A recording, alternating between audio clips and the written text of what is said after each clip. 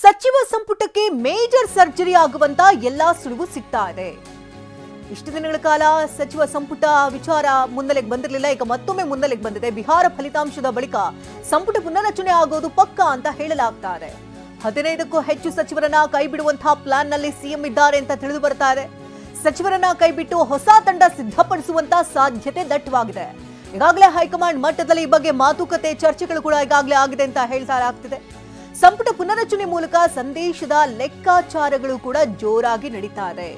ನಾಯಕತ್ವ ಬದಲಾವಣೆ ಇಲ್ಲ ಅನ್ನುವಂತಹ ಸಂದೇಶಕ್ಕೆ ಸಿಎಂ ಪ್ಲಾನ್ ಮಾಡದಂತೆ ಕಾಣ್ತಾ ಇದೆ. ಸಂಪುಟ ಪುನರಚನೆ ಮೂಲಕ ಸಿಎಂ ಮಾಸ್ಟರ್ ಪ್ಲಾನ್ ಅನ್ನು ಮಾಡಿಕೊಂಡಿದ್ದಾರೆ.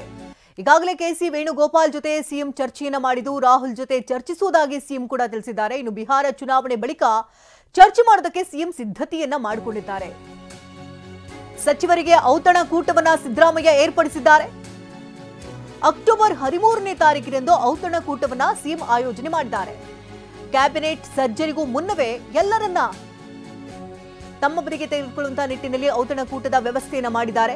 ಸಚಿವ ಸಂಪುಟ ಸದಸ್ಯರಿಗೆ ಸಿಎಂ ಸಿದ್ದರಾಮಯ್ಯ ಔತಣ ಕೂಟವನ್ನ ಏರ್ಪಡಿಸಿದ್ದಾರೆ. ಅಕ್ಟೋಬರ್ 13ನೇ ತಾರೀಕಿನಂದು ಸಚಿವ ಸಂಪುಟಕ್ಕೆ ಇದು ಮೇಜರ್ ಸರ್ಜರಿ ಆಗುವಂತಹ ಎಲ್ಲಾ ಸಾಧ್ಯತೆಗಳು ಕಾಣಸಿಗ್ತಾ ಇದೆ. ಇದ್ರ ಬಗ್ಗೆ ಸಿಎಂ ಸುಳಿವನ್ನ ಬಿಟ್ಕೊಟ್ಟಿದ್ದಾರೆ. ಬಿಹಾರ ಫಲಿತಾಂಶದ ಬಳಿಕ ಸಂಪುಟ ಪುನರಚನೆ ಮಾಡಬಹುದಾದಂತ ಎಲ್ಲಾ ಸಾಧ್ಯತೆಗಳು ದಟ್ಟವಾಗಿದೆ. ಒಂದಲ್ಲ ಎರಡಲ್ಲ ಬರೋಬ್ಬರಿ 15ಕ್ಕೂ ಹೆಚ್ಚು ಸಚಿವರನ್ನ ಕೈಬಿಡುವಂತಹ ಪ್ಲಾನ್ ನಲ್ಲಿ ಸಿಎಂ ಇದ್ದಾರೆ.